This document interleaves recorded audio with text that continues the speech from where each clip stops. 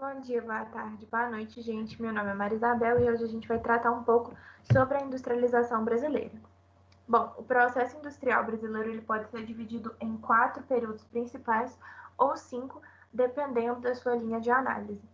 Bom, o primeiro período ele é chamado de proibição, o segundo é a implantação, o terceiro período é conhecido como fase de Revolução Industrial Brasileira e o quarto período é chamado de internacionalização da economia brasileira. A partir de 1980, a gente começa a observar que a internacionalização ela vai acontecer concomitantemente com a desindustrialização do Brasil. Bom, vamos começar tratando da proibição. Ela foi um período que durou de 1785 até 1808. E o que dá origem a essa proibição? Bom, antes da proibição acontecer, já existia uma certa restrição ao desenvolvimento de atividades industriais no Brasil, afinal, o Brasil era uma colônia de Portugal, então era mais interessante para eles que a nossa economia dependesse, né, da metrópole.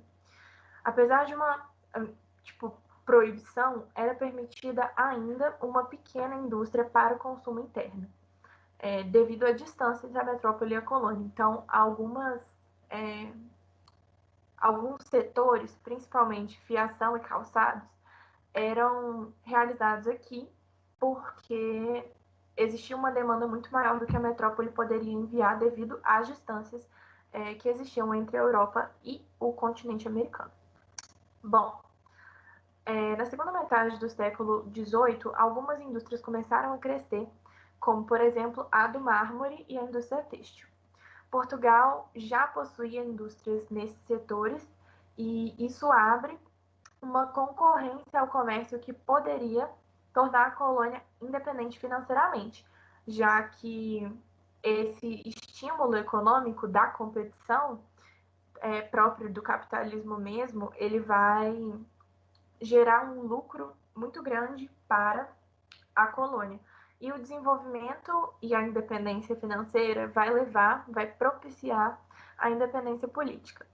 Dessa forma, em 5 de janeiro de 1785, a Dona Maria I, que era a rainha de Portugal, assinou um alvará, que é esse que a gente está vendo ali na esquerda, que extinguia todas as manufaturas têxteis da colônia, exceto as dos panos grossos que eram utilizados para fazer roupas dos escravos e dos trabalhadores de baixo calão. Dessa forma, a gente entra nesse período de proibição, onde a gente praticamente não viu desenvolvimento industrial no Brasil.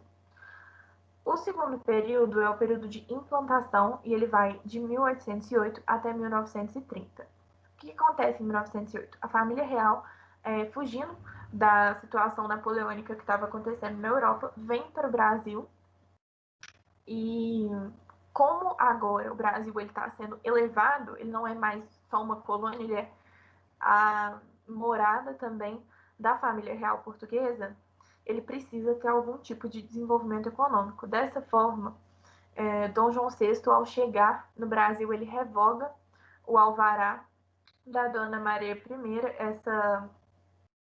Essa autorização que ele faz é essa imagem aí da direita, que a gente está vendo. E com isso ele também abre os portos ao comércio exterior e ele fixa algumas taxas de importação para tentar, né, favorecer a economia de Portugal. Em 1810, através de um contrato comercial com a Inglaterra, foi fixada uma taxa para as mercadorias inglesas durante um determinado período, só que nesse período o desenvolvimento industrial brasileiro foi mínimo, já que existia uma forte concorrência com os produtos ingleses, né, que além de serem de melhor qualidade, porque a indústria inglesa ela já era mais fundamentada, né, ela já tinha um know-how de mais tempo na área. Porque quando isso começou a acontecer, a Revolução Industrial, a primeira Revolução Industrial, ela já tinha acontecido na Inglaterra, né? Esses produtos eles também eram mais baratos devido a essa taxação que foi imposta. Então, o Brasil acabou não conseguindo se desenvolver nessa época. Aí, já independente, em 1828, foi renovado o nosso protecionismo econômico. No entanto, essas taxas que foram impostas, elas ainda eram insuficientes para promover algum tipo de desenvolvimento industrial no país. Aí, em 1844, o então ministro da Fazenda, que era o Alves Branco, ele decreta uma lei chamada de Lei Alves Branco, que ampliava as taxas de importação deles, de alguns produtos do Brasil, e isso ajudou a proteger, né, ter uma postura mais protecionista com algumas atividades industriais do país. Em 1846, a gente observa um início de incentivos fiscais à, à indústria têxtil, mas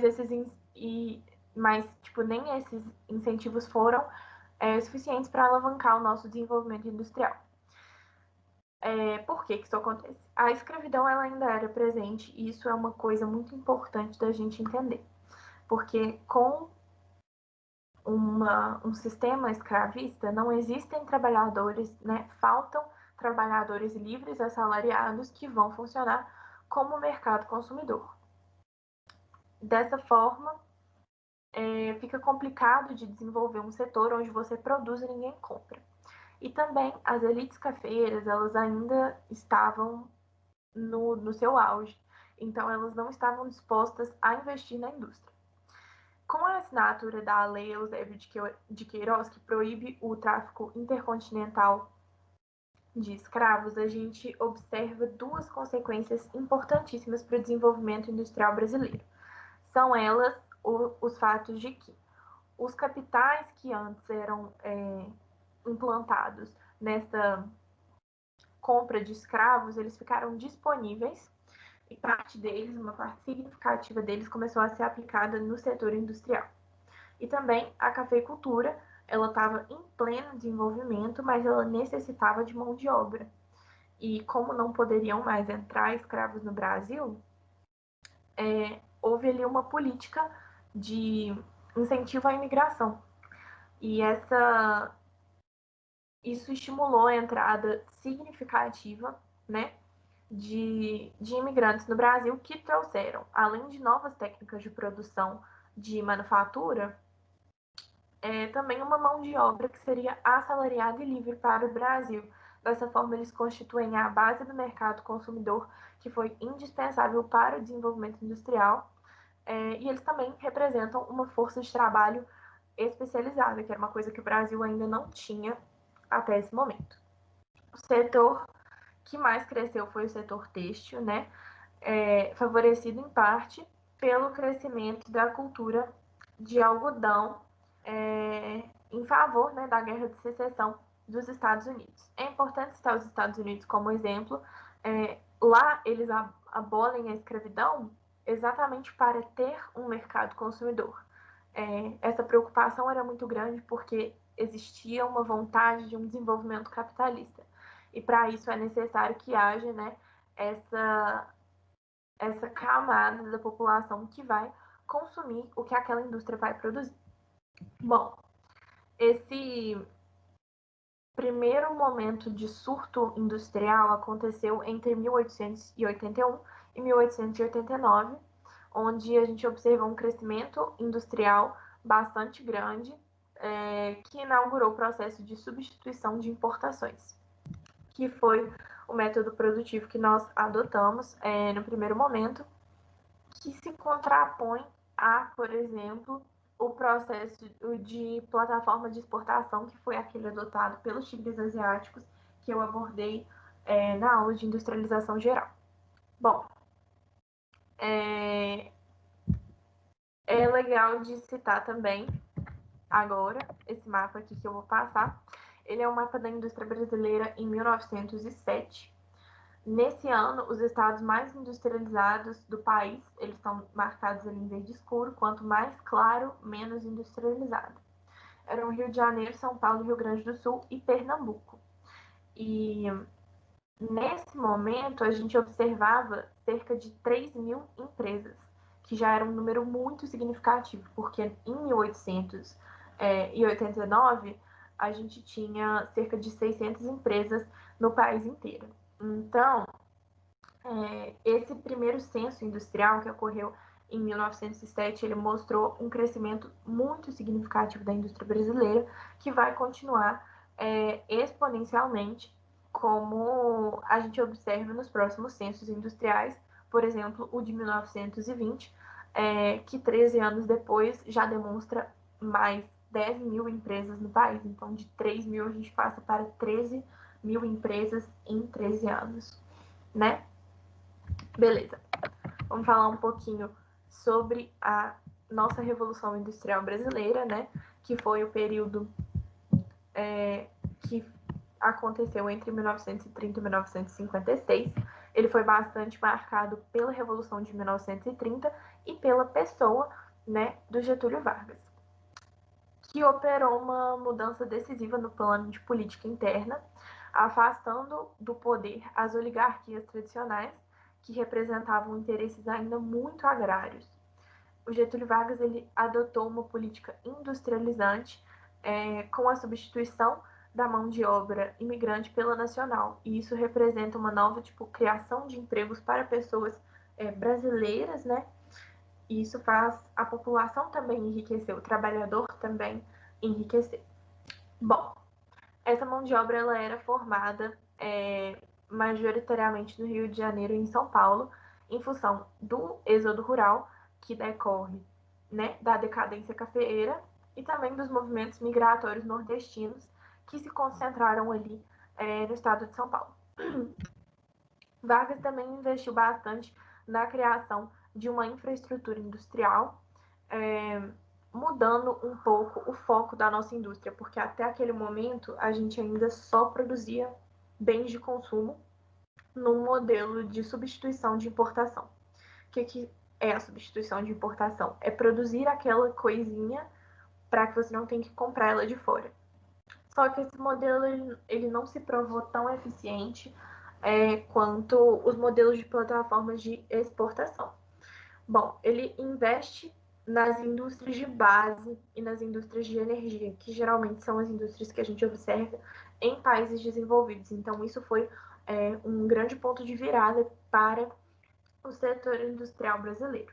Bom, em 1938, ele institui o Conselho Nacional do Petróleo. Em 1941, a Companhia Siderúrgica Nacional. Em 1943, a Companhia do Vale do Rio Doce.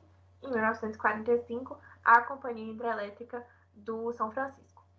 Os grandes fatores que contribuíram para o desenvolvimento industrial a partir de 1930 foram. Desculpa, gente. Foram o grande êxodo rural, né, como eu já citei, devido à crise do café, com o aumento da população urbana que foi constituindo um mercado consumidor e também uma mão de obra especializada, cada vez mais especializada, e a redução das importações em função da crise mundial, né, que estava acontecendo desde 1929 com a quebra da Bolsa de Wall Street e da Segunda Guerra Mundial, que também favoreceu o desenvolvimento industrial, já que o Brasil, por não ser tão envolvido na guerra, ele estava livre, entre aspas, da concorrência estrangeira. Então, isso propiciou muito o desenvolvimento brasileiro. Esse desenvolvimento, ele...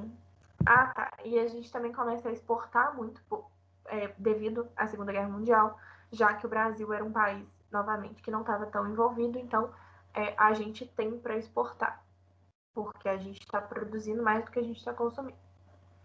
Beleza. Esse desenvolvimento ele ocorre principalmente no Rio de Janeiro, em São Paulo, em Minas Gerais e no Rio Grande do Sul. E nesse momento é definida essa concentração especial da indústria, que permanece até hoje.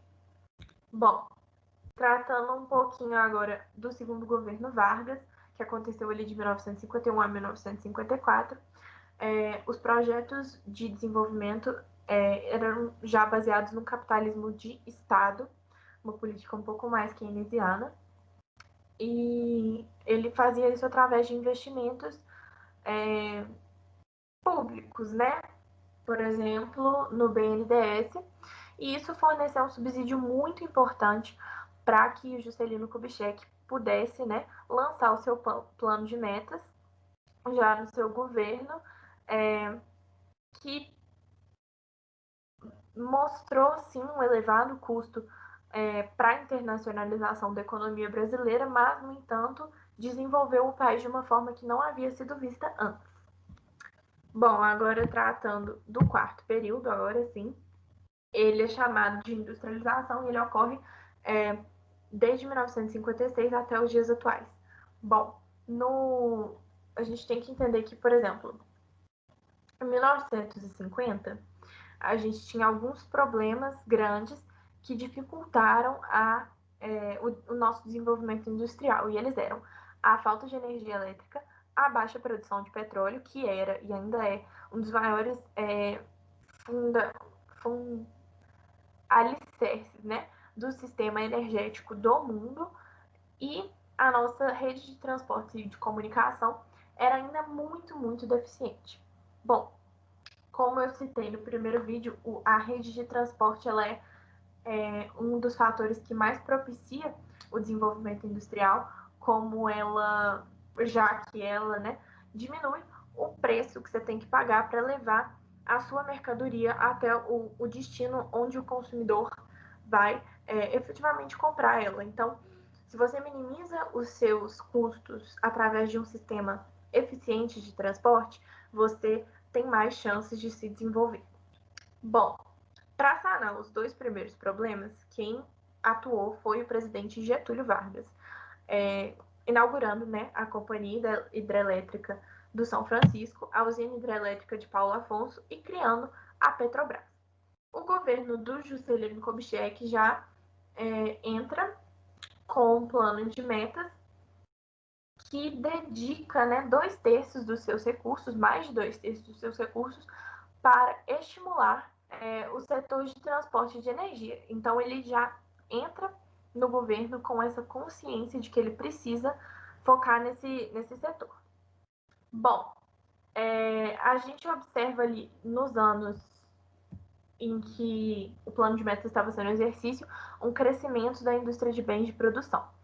E ele se reflete, né, nos seguintes setores, principalmente o siderúrgico e o metalúrgico, com a produção de automóveis, o que é muito diferente da maioria dos países emergentes, que vão focar sempre na indústria de bens de consumo, né?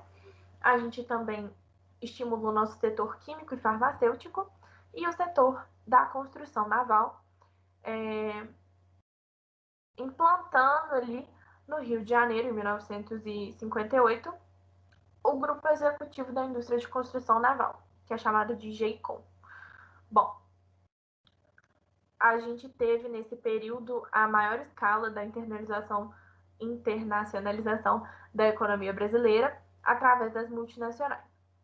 No entanto, a gente entra ali nos anos 60 já com sérios problemas políticos e a gente já entendeu que os problemas políticos eles geram também uma influência direta na economia, assim como a economia influencia diretamente na política. Bom, com as instabilidades que a gente estava observando por causa da renúncia de Jânio Quadros ou da posse do vice-presidente dele, que foi o João Goulart, que não era muito bem quisto, né, por alguns dos parlamentares, etc. e tal, esses fatores eles vão ocasionar um declínio no crescimento econômico e industrial brasileiro. Bom, após 1964, com a instituição do governo autoritário militar, os militares eles vão retomar e acelerar o crescimento econômico industrial brasileiro. Porque nesse momento o Estado ele assume uma função de órgão supervisor das relações econômicas. E com isso, o desenvolvimento industrial ele passa a ser muito significativo após 1964. A gente percebe uma diversificação da produção que está começando a ser feita, né? A gente observa os empreendimentos foco, assim, sendo a produção de energia elétrica, produção de aço, foco na indústria petroquímica, abertura de algumas rodovias, focando mais no sistema rodoviário, assim como o pensamento de JK também funcionava, e assegurando para a iniciativa privada as condições de expansão e de crescimento dos seus negócios. Nesse momento, a gente teve uma expansão muito grande da indústria de bens de consumo não duráveis e também das duráveis. Bom, aumentou entre 1960 e 1980 em números muito significativos a produção do aço, do ferro-gusa, de produtos laminados, né, ali da siderurgia, metalurgia, etc., do cimento e do petróleo. Bom, além disso, também é necessário citar um período de inflação ascendente que foi lançado, né, ali pelo governo Sarney e pelo Plano Cruzado. Ele foi uma tentativa de promover o crescimento da produção econômica brasileira sem passar, né, pela austeridade fiscal e monetária, que seria a marca registrada do Plano Real, que veio em 1994. Bom, o ajuste das contas públicas após o Plano Real e a adoção de medidas tanto políticas como jurídicas, né, de apoio à microindústria, bem como a entrada de capital estrangeiro também, atraído pelo nosso processo de privatização das estatais, tornaram o investimento do capital de risco no setor industrial bastante atraente. Com isso, a gente contribuiu também para a desejada estabilidade, né, chamada estabilidade nas regras que regiam a economia durante os 8 anos do mandato do Fernando Henrique Cardoso, que exerceu a presidência da República de 1994 ao ano de 2002. Essas regras elas foram mantidas pelo Lula quando ele foi eleito em 2002, não obstante, né, das diferenças ideológicas de alguns grupos internos ao seu partido, porque esse era um plano que estava funcionando bastante. Bom, a partir da década de 1980, a gente observa um processo de desindustrialização. Alguns estudiosos dizem que a desindustrialização do Brasil ela ocorre de forma precoce, porque, querendo ou não, o Brasil é um país bastante jovem e geralmente a desindustrialização ela demora mais tempo para ocorrer. Mas a gente percebe que na nossa história muitas coisas aconteceram num período muito curto de tempo. E isso provavelmente é a explicação da qual a desindustrialização se baseia. Bom, no fim da década de 80, a indústria respondia por 46% do nosso PIB. Beleza. Como mostra o gráfico, aí a gente pode ver a oscilação da transformação da porcentagem que o setor industrial, né, o setor secundário, representou para o PIB brasileiro desde 1948 até 2018. Bom, na década de 90, a gente já observava essa porcentagem como mais ou menos 25%.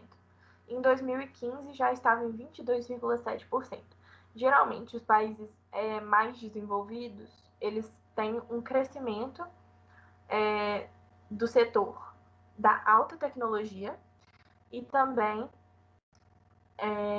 do setor de serviços, né?